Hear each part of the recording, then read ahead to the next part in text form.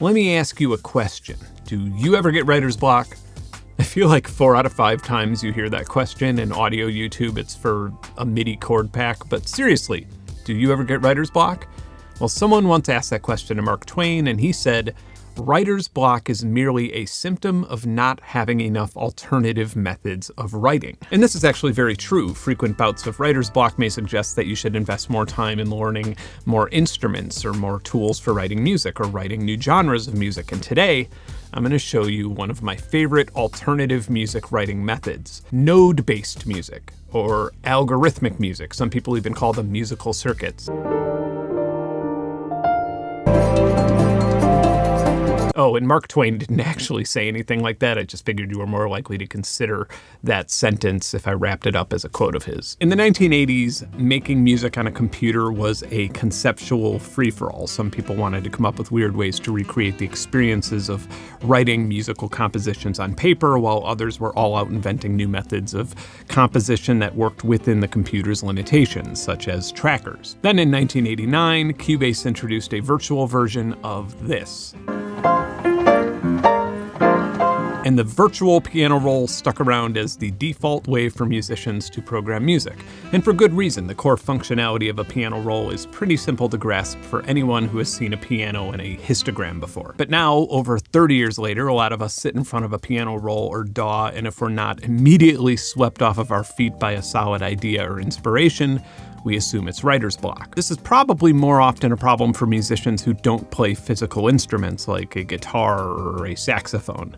And a common solution is going DAWless in search of a new interface to farm inspiration from. And sure, that's really fun and all, but it's also very expensive and requires a lot of commitment. And a lot of times that expensive solution will just have you buying a workstation or an MPC, and you kind of end up with the same problem that you already had because now you just have a less powerful DAW. Today, I'm going to show you one of my absolute favorite ways to go DAWless, and you will not even have to get up out of your super edgy looking esports gamer chair. We're going to go completely DAWless with software.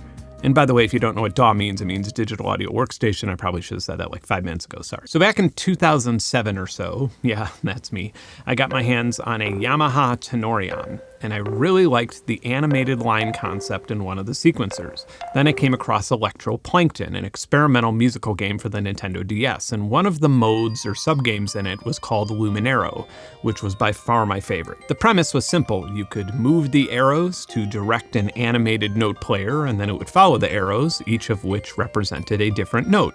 Clever, but it gets boring after a little bit. A year later, Monash University in Melbourne, Australia drops this research paper explaining how their node-based software, Nodal, works. Seriously, I have 2 published papers describing the concept all the way down to mathematical formulas. Now, I love me some science, but chill. Or get that grant money if that's why you did that. I found out about Nodal and got my hands on it about 12 years ago and used it for quite a few of my songs. Once we understand how this all works, I'll give you an example from one of my albums and you'll probably immediately be able to recognize what's going on. Nodal is a great experimental MIDI sequencer, but it didn't get updated for a long time, and while version 2 came out just a little bit over a year ago, it's mostly just giving it compatibility to run on Apple's new chips and whatnot. So get ready for like the best software origin story ever. So a few years ago, my friend Nornek, an amazing musician, producer, and the admin of my Discord and this very channel, liked this style of music making so much that they told me that they were going to take a shot at making their own version with some workflow improvements. But there was one small snag.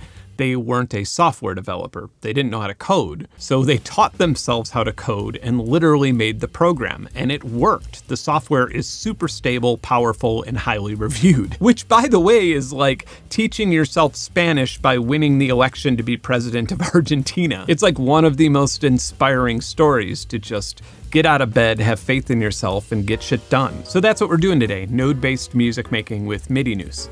And one thing that I love about it is that it's not a VST.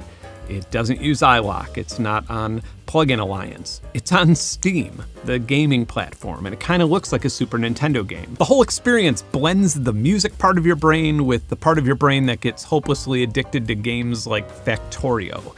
it's such a good place to procrastinate music making by making music entirely differently. I'm going to do my best to explain how it all works, from simple note triggering all the way down to complex evolving musical circuits. So let's go, like 1 foot over here where my computer is. Okay, so quick overview of the interface here. We have our transport, we have our tempo. We can mash everything into a designated scale. We could, of course, tap tempo, and then we could change our time signature. Over here in our toolbox, we have select, place, and path, and then we have undo and redo. These other things I'll show you once we get placing. But first, let's set up our MIDI. Now, we do have an internal synth that we can enable if we just wanted to test things out really quickly, but I do recommend sending MIDI to something, and this sets up a virtual MIDI port. In this video, every single thing that I'm triggering will be through UVI Falcon, which I did a video on a couple of years ago, but the reason I'm choosing to use it in this video is because it's compatible with all of UVI's libraries, and if you wanted to do the exact same thing that I'm doing here, I think Sonicpass is $24 a month or something, and that gives you like over 1,000 instruments. So let's just start by loading an 808. Usually when I'm using Midinous, I use the customizable key binding, which is much quicker than pressing the buttons in this toolbox. But so you can see what I'm doing, I'm going to be pressing the buttons in this toolbox. So we're going to want to hit the place tool, which could be MIDI CC or Logic, but it will just default to note. And I'm just going to scribble around a little looping path here. Next, I will be selecting all of them, and I will be changing them to F#1, which should be the hi-hat, and then I'm going to select the path tool and connect them. Then I'm going to press play. Exciting. Now I'm going to make another path for the open hi-hat, and I guess it'll just happen every now and then, and that will be A#. So now it'll kind of be this ever changing generative hi-hat sequence. I'll make sure that one of these nodes is the start node, so it plays when I press play, and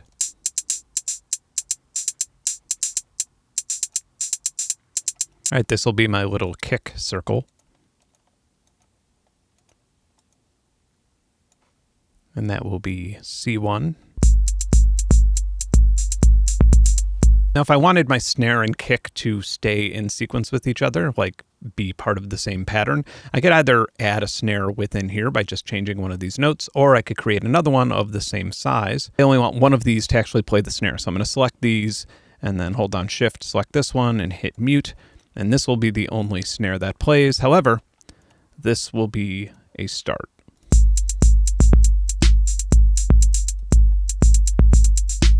And so, okay, so my kick is a little bit too active, so I'm actually going to mute a few of these as well. Now, none of this is set in stone in any way, so we can just change our beat around in real time.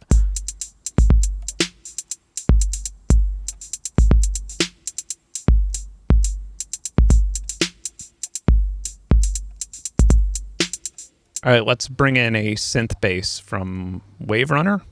Yeah, Wave Runner Orange. By the way, I'm always really lazy with this stuff, but if we wanted to color or label these things, bass. And since we're dealing with this beautiful orange Waldorf synth, let's make a suitable color for it. I'm going to select all of these, and they will go to channel 2. And this would be a great time to tell you that you can see all of the primary values, or the channels only, or the path weighting, which we'll get to in a moment. Also, if you disable snapping, you can put things wherever you want. And then if you decided that things sounded too chaotic and not in rhythm enough, you could just hit quantize and it will move it to the nearest dot. I'm going to try and make everything actually cohesive, like a normal song. Imagine that.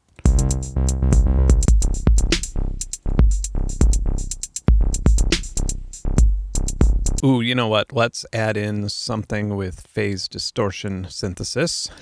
And that would be from the Casio CZ series. Maybe a good pluck. Ooh. I'm going to add in some notes along the top here in just a weird shape. So the start is here. All of these are channel 3. They will be driving the Casio. Now this is where things get really awesome and powerful. If I wanted every single note to go up by 2 semitones, I could just go 1, 2, and now.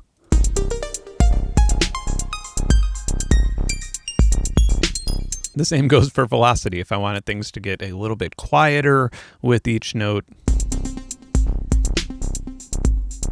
I'm going to put the note up to 7 and the velocity up to 10, and I'm going to hit these random buttons, and now it will go that many steps up or down randomly.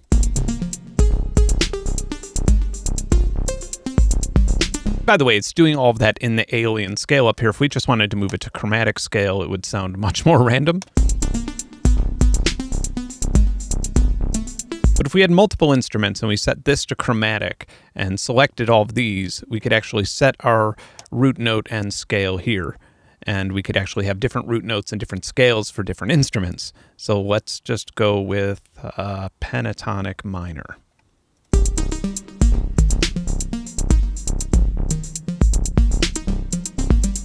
And I'm going to do the exact same thing with the bass. But if the bass goes down, like to there, it's going to sound really out of order. So I will be selecting only up for the randomization. That way the bass doesn't go any lower than that low C that it was already at natively.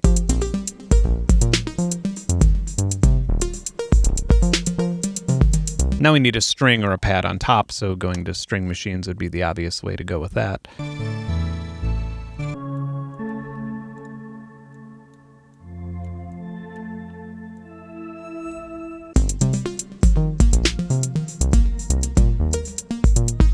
Now if we change the duration, it will hold the note down longer. So I'm going to change that to 8 here, since it is a pad.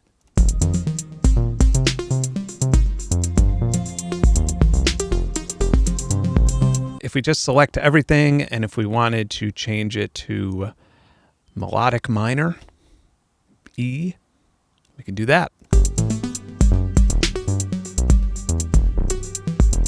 And of course, like I said, had we not put any of these things in a scale and only had the master scale up here, that would have been even easier, but I just wanted to show you they could do multiple ones. But let's do a little trick with some reverb in the snare and some MIDI CC. So up here, instead of selecting note, I'm going to select CC, and I'm going to create a nice long sequence. These two will be controlling parameter number 105. One will be, I suppose we could just set it to like 20. That should be an overload of reverb. Then the other one I'm going to set to 0. Now what this should accomplish is it should just blast reverb every now and then in the pattern.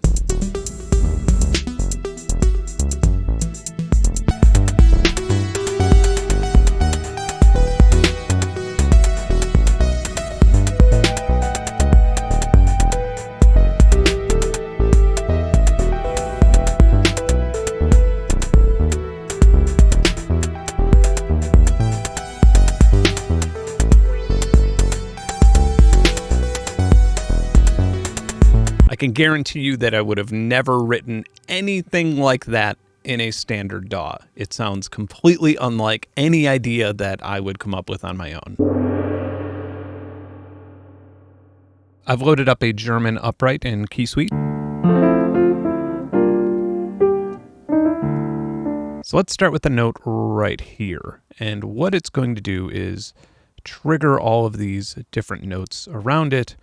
And we can set these notes however we want, whatever scale we want. This one will be C, this one will be E, this one will be G. Now I'm going to connect each and every one individually to the center one. So when we select this middle one, we could see all of these signal paths connecting it. We could change how they are routed around, and we could even have them go more directly like this. For the sake of this demonstration, I'm going to build a clock right here, which I'm going to do by just making a little rectangle. This will be the start. So I'm going to select all of these. I'm going to mute them.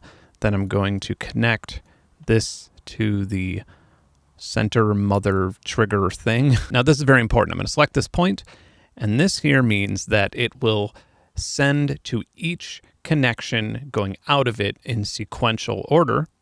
This means that it will send to everything at once. This means that it will send randomly to different ones. And this final circle red one here means that it's not going to be constrained to the time on the grid at all. It's just going to send directly out like an electronic signal It can trigger something on the other side of the grid without having to wait for the signal to get there like you usually would. And now when I press play on my clock, we should have...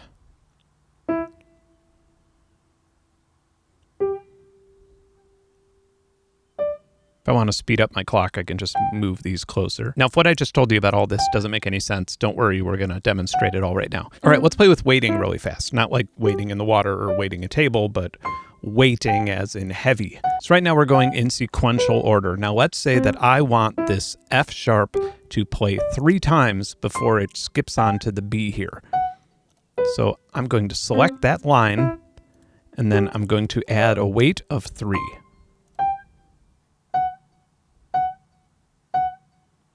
Okay, so I'm going to switch this to random, and now it will be triggering all of these notes randomly, and they will be evenly distributed in probability. However, if I select the F sharp and weight it higher, then it will almost always play the F sharp, depending on how high the weight is. Okay, so I'm going to make a little CC node here, and the CC node will be for the CC64, and I'm going to set it to 127. And now it should hold down the sustain pedal.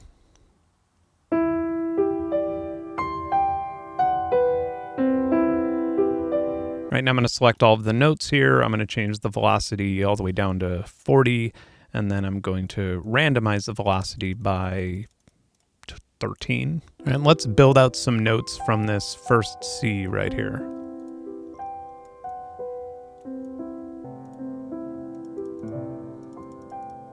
I'm going to bring just a kick in from the drum designer. Maybe this can be that kick.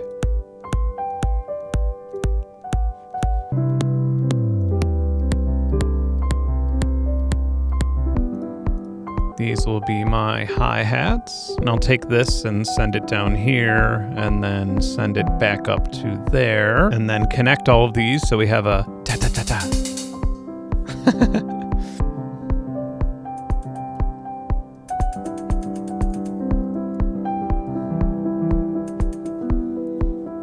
I'm setting up a little circuit here that will just distribute things at random.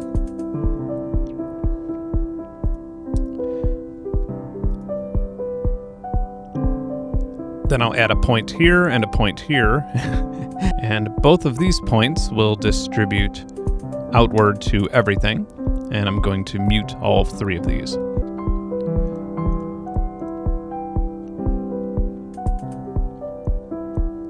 All of these will be going to channel 4. I'll set the velocity to 80.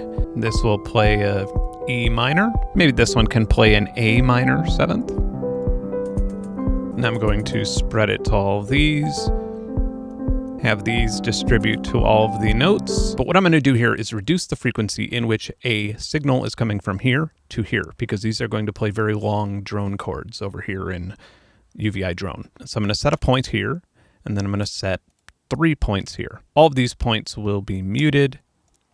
This one will send out randomly, and now I'll connect this to this. I'll connect this to this, to this, to this, and then the last one will connect here to my chord router, and then that can connect randomly between these two. Now we could set the weight for these 2 things that have no outgoing connection to 10. Now the weighting on this last one here is set to 1, so it should be relatively infrequent that a signal actually gets here and gets routed to one of these longer chords. Finally, I want to make the duration quite long, so let's set it to, I don't know, 24, 32. Let's go with 32. I'm that confident that we're not going to see a signal that often over here. Maybe I weighted things a little bit too extreme, so I'm going to raise the weighting of the signal that will trigger the chords to 3. So I think this gives it a 1 in 6 chance of being selected every single time a point hits right here.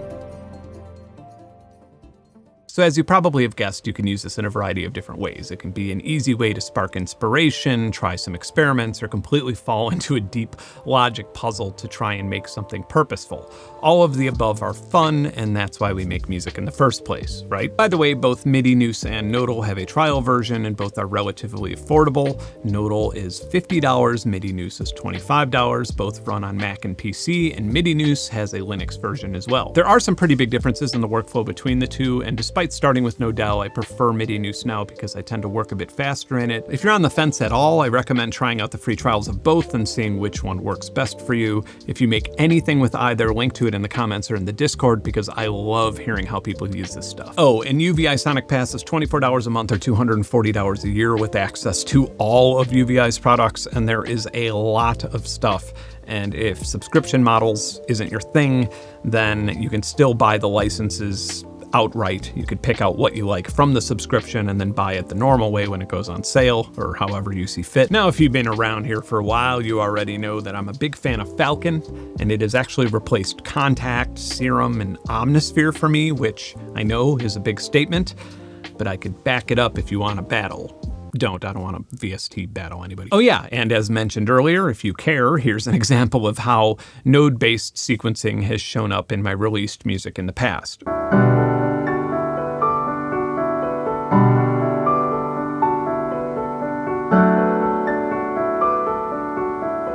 Okay, now let's listen to that simple polyrhythmic sequence translated to live recorded performances on the album, which is then improvised on top of with drums and saxophone.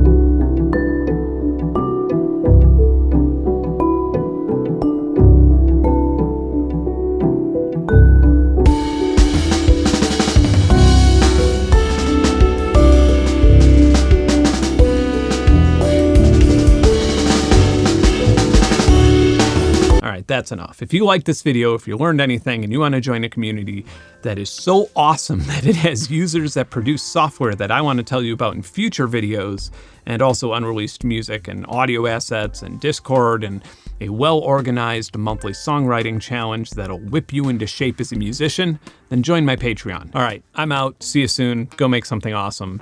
Bye.